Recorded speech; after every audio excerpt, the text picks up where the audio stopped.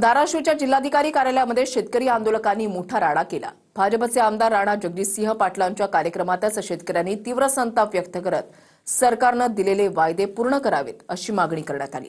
पाहूया त्यावरचा रिपोर्ट। राणा दादा, शेतकऱ्याचे आपण सगळे पुत्र आहेत, तुमच्या इथं फुलगुच्छ चालू आहे। माझे माता भगिनी शेतकरी रस्त्यावर आत्महत्या करायला लागल्यात आणि तुमचं काय चालू आहे कलेक्टर साहेब? तुमचं काय चालू आहे? का आदर्श घ्यायचा आम्ही आतमध्ये बघतोय तुमचं।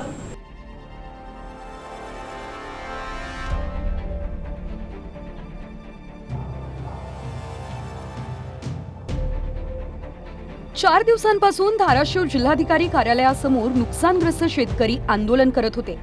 त्यांच्या भेटीसाठी ना प्रशासकीय अधिकारी पोहोचले, नाही नेते। अखेर एका कार्यक्रमानिमित्त भाजप आमदार राणा जगजितसिंह पाटील जिल्हाधिकारी कार्यालयात आले आणि त्यानंतर आंदोलकांचा संताप अनावर झाला।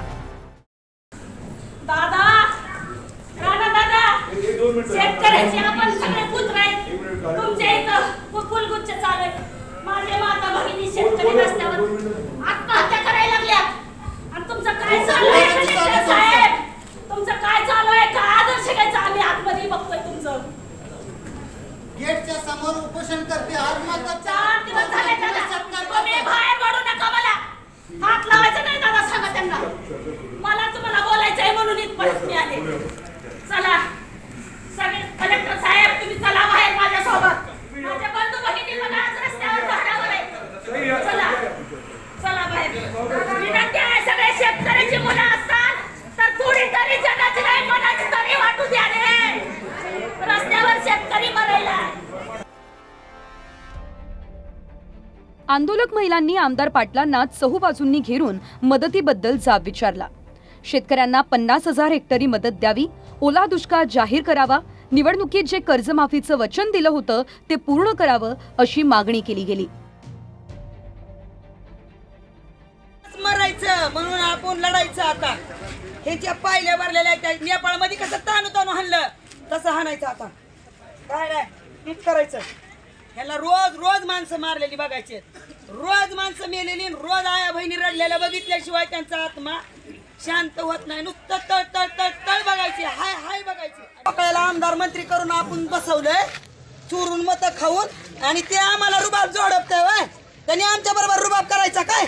त्यांनी काय खायला द्यायचं, कसं बसायचं, कसं उठायचं ते आम्ही बघायचं। त्यांनी सांगितलं तसं लोक मरण्याची वाट बघायला, मरायचं नाही मारायचंय। लक्षात ठेवा, किती दिवस मारायचंय? हा, लहान आवाजात बोला म्हणा, लाज वाटली नाही? चांगल्या ठिकाणी कुणी बी जात र, पण जिथं दुष्काळग्रस्त ज्याचा आई बाप मेला, जिचा नवरा मेला, जिचा बाप मेला, तिथं जाऊन भेटा गेलाव का तुम्ही? गेलाव का? पालकमंत्री इथं आहे का नाही? पालकमंत्री काय हरवला काय? मग कशासाठी कुठं मुंबईला कुणाला दुखणं लागतंय, कुणाला टीबी झालाय, कुणाला आता माझं तोडलंय वाईट आहे, त्यांना मोठी मोठी रोग आहे तिथे। जिल्हाधिकारी कार्यालयाच्या गेटवर तर कुणी झाडावर चढून आंदोलन करत होतं। आमदारांसमोरच आक्रमक झाल्यानं अधिकाऱ्यांची भंबेरी उडाली।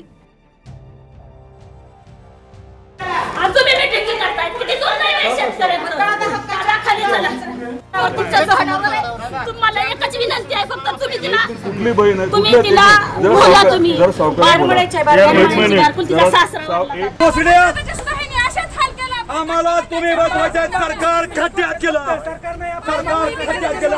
ताई तुम्ही महत्वाचे आहेत, शेतकरी महत्वाचा आहे, तुम्ही महत्वाचे आहेत, शेतकरी महत्वाचा आहे आपल्यासाठी, तुम्ही महत्वाचे आहेत। माझी दखल कोणी घेतली नाही। माझ्या भावाला मुतखड्याचा त्रास आहे, त्यांच्या पोटात मरणाचा दुखतोय, लणगणपणा लोळतात। ताई आज जर ती मेलं तर कुणाकडे बघायचं? त्यांच्या लेकरा बाळांनी 800 कोटीची तरतूद फक्त शेतकऱ्यांसाठी। बहिणींना शक्ती महामार्ग आहे, शक्ती महामार्ग आहे, त्याच्यासाठी 1 लाख कोटी तुम्ही ताई थांबा, ताई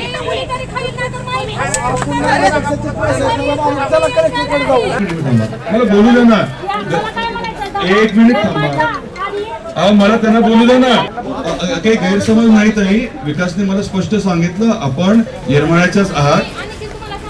हो, तर मी बारकुलाची एक व्यक्ती म्हणून त्याचा जाब आठवला असतं, पण आज माझा बांधव आहे म्हणून मी त्यांच्या शब्दाचा मान राखते। मी येरमाळ्यातलीच आहे। हो माहिती ना ताई। शिक्षणासाठी ताई माहिती त्याचा तुम्ही गैरसमज काही करून घेऊ नका. अतिशय गंभीर अशा शेतकऱ्याची जी आता परिस्थिती झालेली आहे त्याच्याबद्दल करतोय. अखेर नेत्यांच्या आश्वासनानंतर महिला झाडावरून खाली उतरल्या. मात्र सरकारनं किमान स्वतः निवडणुकीत दिलेला कर्जमाफीचा वायदा पूर्ण करावा यासाठी इतर आंदोलक ठाम होते. श्रीराम क्षीरसागर, TV9 मराठी, धाराशिव.